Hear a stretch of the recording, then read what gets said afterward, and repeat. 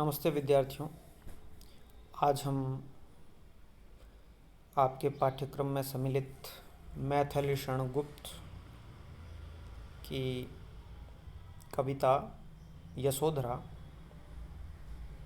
पढ़ेंगे। यशोधरा शीर्षक से आपके पाठ्यक्रम में शामिल है, पर ये यशोधरा खंड काव्य है, उसका एक काव्यांश है। उसका अध्ययन हम आज करेंगे। जब भी व्याख्या सप्रसंग व्याख्या पूछी जाती है प्रश्न पत्र में, तो उसका संदर्भ, प्रसंग, व्याख्या और विशेष 4 चरणों में बांटकर हमें करना होता है। संदर्भ में हम कौन सा संदर्भ ग्रंथ है उसके बारे में जिक्र करते हैं। यह आपकी जो पाठ्य पुस्तक है आधुनिक काव्य संग्रह, इसमें संकलित हैं, पर यह मूलतः यशोधरा खंड काव्य मैथिली शरण गुप्त द्वारा रचित, उसमें से उद्धृत हैं आपके ये। इसमें 2 गीत हैं, ये काव्यांश कह सकते हैं, पर ये गीत विद्या पर लिखे गए हैं। यशोधरा महात्मा बुद्ध की पत्नी है। सिद्धार्थ जिनका नाम है बचपन का, उनकी पत्नी है। और सिद्धार्थ महात्मा बुद्ध बनने, ज्ञान प्राप्ति हेतु रात्रि में यशोधरा एवं राहुल उनके बच्चे को छोड़ करके चले जाते हैं। ये प्रसंग तब का है। प्रसंग में हम देखते हैं कि यहाँ पर यशोधरा सखी से कहती हैं कि वो अचानक मुझे बिना बताए छोड़कर चले गए। अगर बताते तो कितना अच्छा होता, मैं उन्हें रोकती थोड़ा ही। काव्य सौंदर्य किसी कविता का हम लिखते हैं, उसका भाव पक्ष हम कला पक्ष लिखते हैं, तो ये इसका भाव पक्ष है।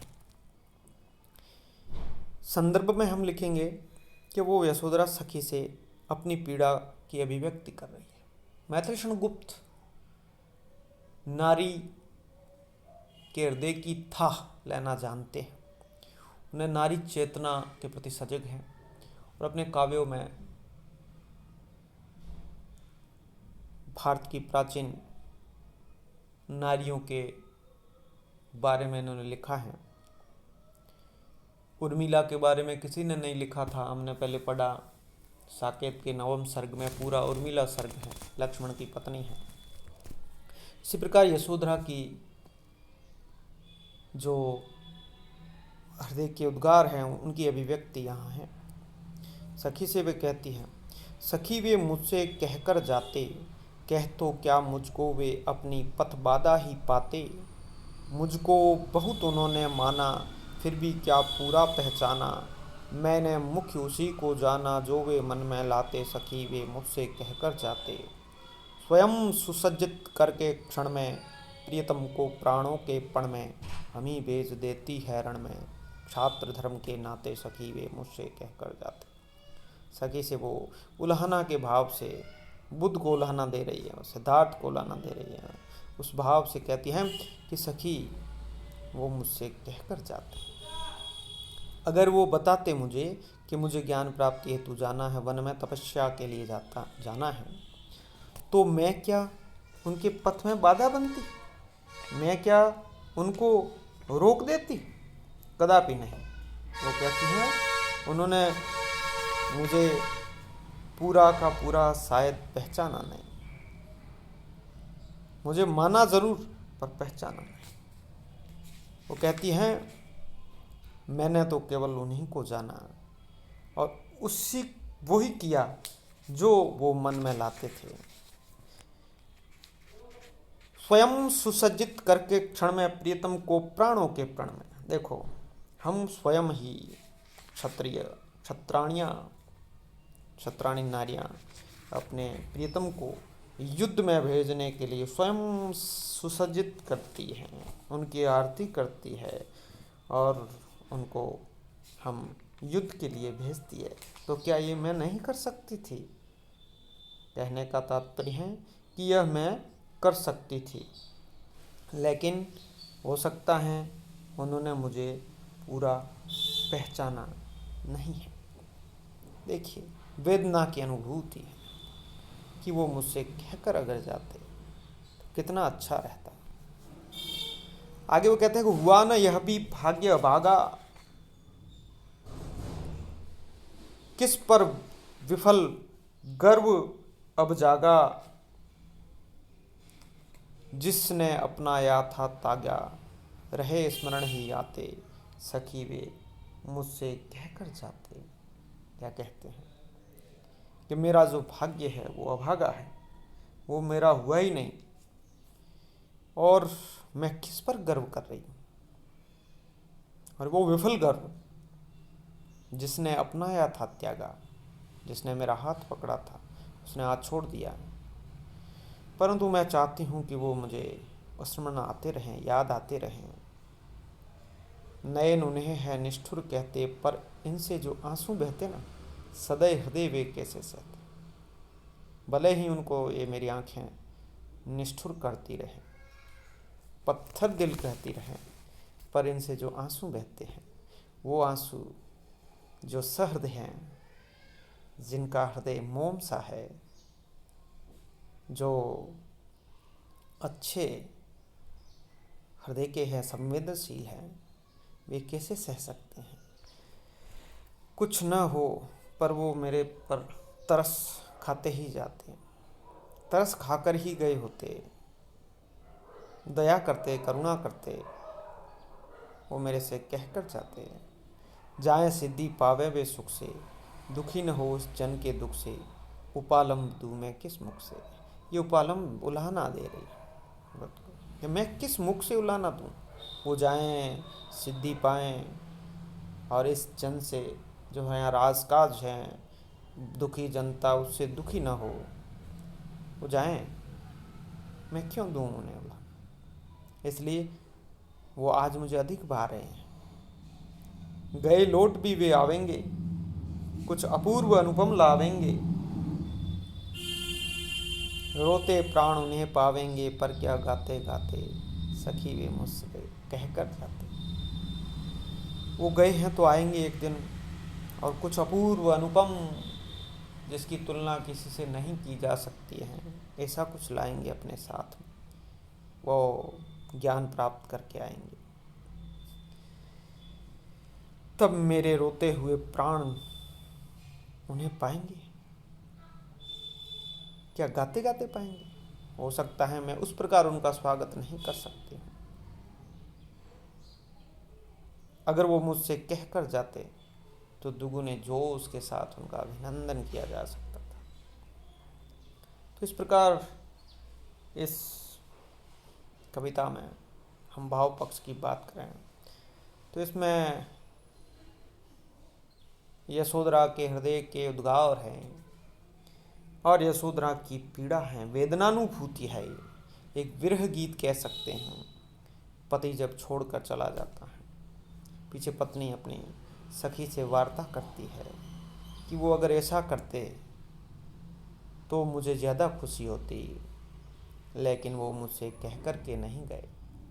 जब कला पक्ष की बात आती है तो इसकी जो भाषा है वो खड़ी बोली हिंदी है, सरल शब्दावली है, और उन तत्सम तद्भव शब्दों से श्रेष्ठ भावाभिव्यक्ति हुई है। सरल है, समझने में आसान है, तो प्रसाद गुण है, अभिधा सब शक्ति है, कहीं कहीं लक्षणा का प्रयोग है, उपालम काव्य भाव है, उल्हाना करुणम सांतरस का विधान हुआ है। काव्यलिंग अलंकार कहीं कहीं दृष्टिगोचर होता है, जहाँ पर किसी बात के समर्थन में कोई युक्ति या कारण दिया जाता है।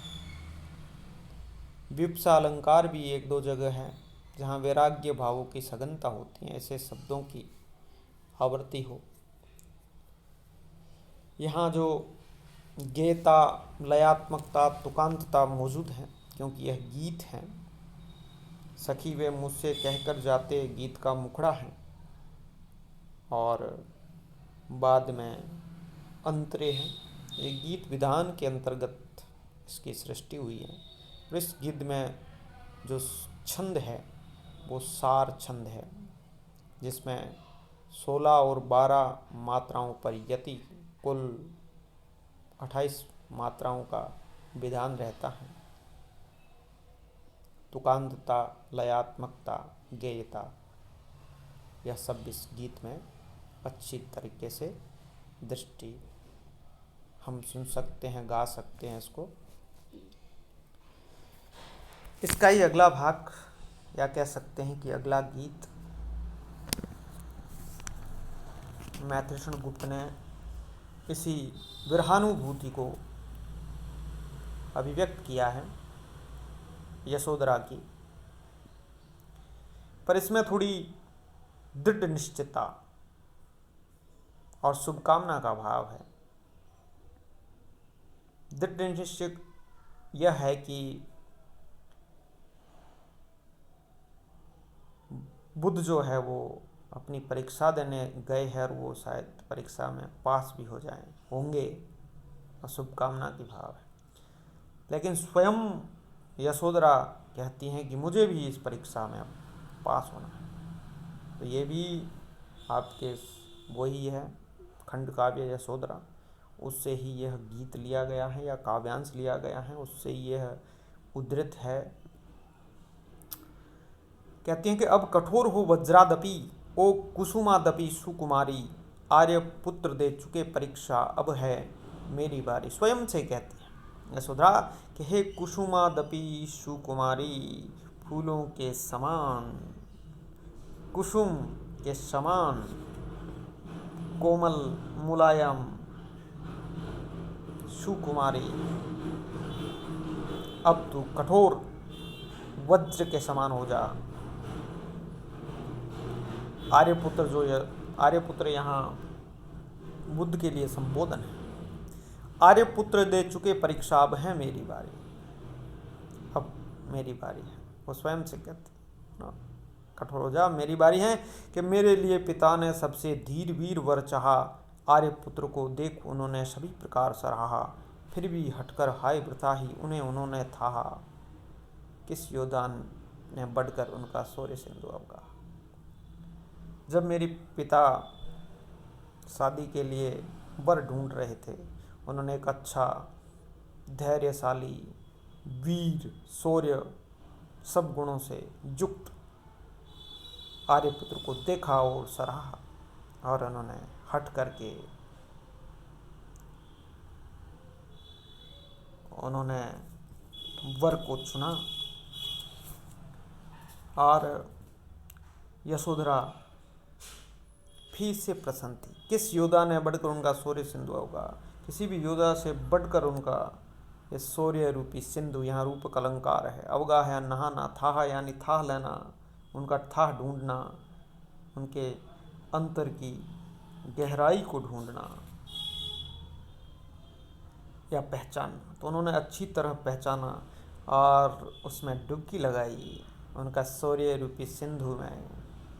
तो यहाँ रूपक अलंकार, क्यों कर सिद्ध करूं अपने को मैं उन नर की नारी, आर्य दे चुके परीक्षा अब है मैं। तो मैं क्यों ना उस नर की जो बड़े धीर वीर गंभीर शौर्यवीर सब कुछ उनमें विशेषताएं हैं, तो मैं उस नर की नारी स्वयं को क्यों सिद्ध न करूं।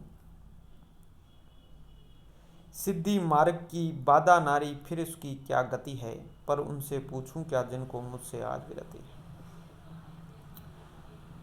प्रत्येक व्यक्ति मानता है कि सिद्धि के मार्ग में नारी बाधा है, फिर उस नारी की क्या गति होगी, वो नारी कहाँ जाए।